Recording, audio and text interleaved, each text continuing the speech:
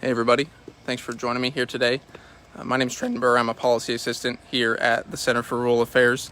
I'm going to be talking today about some small business lending programs and some of the impact that coronavirus has had on those programs. And I thought it'd be fitting today to start out here on the Lyons Main Street. If you're not familiar with Lyons, it's where the Center for Rural Affairs is located. About 850 people live here. It's a small rural agricultural community. It's about as small town as you can get. I was walking around downtown today, just looking at the small businesses we have, and I think I counted about 15 or so small businesses right here on our main street. I don't think any of them employed more than 5, maybe 1 or 2 of them did, but I think it's pretty typical of a lot of small rural towns that we see. We rely a lot on our main streets for, goods and services that we want to access. So the small businesses really mean a lot to us. So today I'm going to be talking, about a small business program in particular and how it helps out small businesses in towns like this. And then I'll be getting into the Rural Equal Aid Act there at the end. Let me switch around here real fast. I'm going to switch sides of the camera.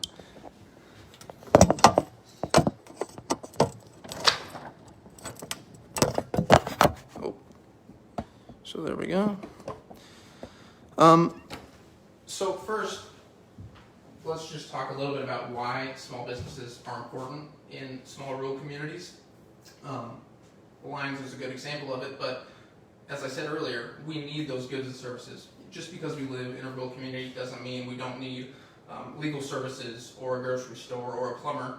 Everyone needs those everywhere. And so in small communities, small businesses are what provides those necessary goods and services. On top of that, because of the limited job availability or job opportunities in a rural area, entrepreneurship can provide a unique way for someone to, use their skills and provide a service and, obtain a living for themselves and their family. On top of this, we're talking about broader economic development or small local economic development. Small rural communities can kind of struggle to obtain the large businesses that are often desired. A big part of that is just workforce. So this map here shows unemployment by county. The lighter it is, the lower the unemployment. So with an already low population, small communities can really struggle to bring in a business that might need 50 or 100 employees. That's just not feasible in many cases. On the other hand, small businesses, which only need a few employees, are a lot easier to bolster and expand for a community this size, and it can really pay dividends for those small communities. But there are some issues for small businesses in rural communities. One of them is access to capital, and so there are kind of 2 sides to this coin. One is banks have declined in rural areas. There used to be many more people here. There used to be many more banks. Well, a lot of them have left, and so that leaves a gap for lending. And some of them choose not to lend at all to small business. So this can contract your lending opportunities further. On the other side of the coin, some potential entrepreneurs may not have enough credit built up to sufficiently access those kinds of private loans. In addition to this, rural areas generally lack the business training opportunities needed for business owners. So if you're in a larger city, there's probably some private services that can help you develop a business. There's community colleges, universities that have classes that can help train you. But out here, there's not really any of that. You can commute if you want to, or you can go without it. So this can create problems when you're developing a business plan and trying to obtain that credit. Where is your plan coming from? How well thought through is it? What kind of training have you had? A number of programs have been developed to kind of overcome this. One of them is the Rural Microentrepreneur Assistance Program. So this is a small program in the USDA specifically designed to fill in these gaps for rural lending and technical assistance to those business owners. RMAP works like many federal programs where they actually use an intermediary organization to carry out the work that the program is trying to do. So here's kind of a diagram of it. So USDA administers RMAP, and they give out loans and technical assistance through intermediaries, in this case, microenterprise development organizations. These intermediaries for RMAP are usually nonprofits. The Center for Rural Affairs is one of them. There are a lot of community development financial institutions or economic development authorities, kind of local groups. They'll serve varied geographies from a local area to a whole state or more. And they're the ones who actually give out loans in smaller amounts to small businesses. In the case of RMAP, it's $50,000 or less per loan to the small businesses. And we think of small businesses under these programs, we're not talking about national chains or anything like that. Most of the time, they're going to be your mom and pop type businesses or side businesses that someone's making an income off of. They're not going to have many employees. In fact, they can't have more than 10 through RMAP. So, this is really just your general Main Street business that's really a part of your community. RMAP was created in 2008. I'm going to move over. Hopefully you can see my map. That's a pretty small program. It only has, give or take, $3 million in funding a year. But it's actually had a pretty broad reach for such a short time span and such a small program as far as they go. It's been in 45 different states that they funded an MDO. And here in the Midwest, it's just a snapshot, but every dot is an MDO that's been funded. And all of them, except the few that have been circled, give out loans too.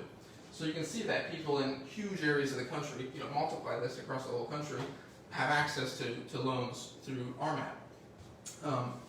In some ways, these businesses are like any other, right? They need an income in order to pay off their debts. And so when the pandemic struck a few months ago, that was really hard on them, just like any other business. Well, an issue arose when the CARES Act was passed. This was the first large stimulus package back in March. The federal government gave loan deferral to SBA loans for 6 months. So the way it's structured is that the small business owes the intermediary money. So there's one loan here, and the intermediary owes money to the federal government. So there's another loan here. Well, in the CARES Act, they paid for SBA loans, so the small business would be deferred, and they would just pay the MDO or the intermediary so they could repay the federal government. They didn't do this for RMAP or any other rural small business lending programs. So this really put rural small businesses in a tight spot, and we don't think it really treated rural and urban businesses in the same way. So we created the Rural Equal Aid Act recently to shore up this disparity and put rural and urban on the same playing field. It would do the same thing. The Rural Equal Aid Act is just for RMAP and a couple of other USDA programs where it would do the same thing. It would defer the small business loan for 6 months, and the federal government would pay the intermediary or MDO so that they could repay USDA, and all would be fine. The way it's been going in the past few months is that, the MDO can choose to defer the small business, but they still owe USDA money. So they're going to be taking the brunt of that cost. Or they can choose to continue demanding payment from small businesses, putting the small business in a really tight spot. So one way or another, it's going to be tough on our small businesses, or it's going to be tough on those community organizations that are, helping us. So we're talking about short-term struggles, long-term struggles. Either way, it's not a good deal.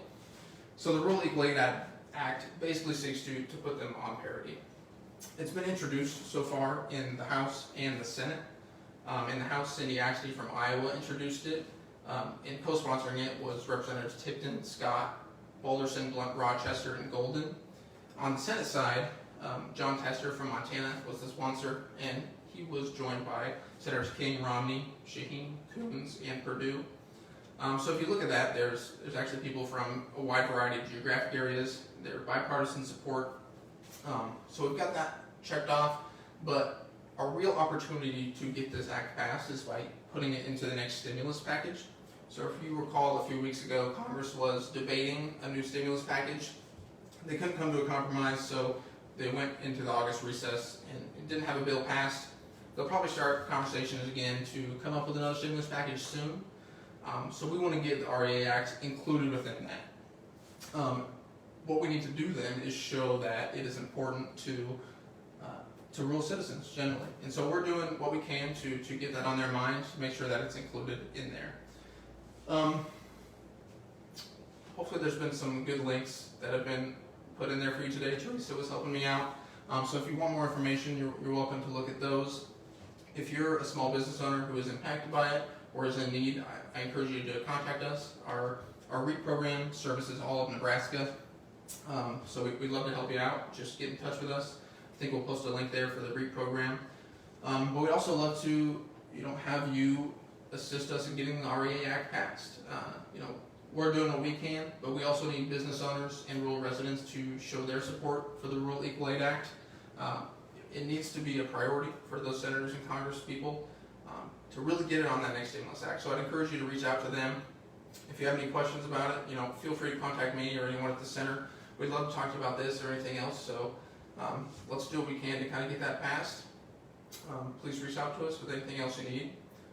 That's all I got today. So thanks everyone for joining in. Take care.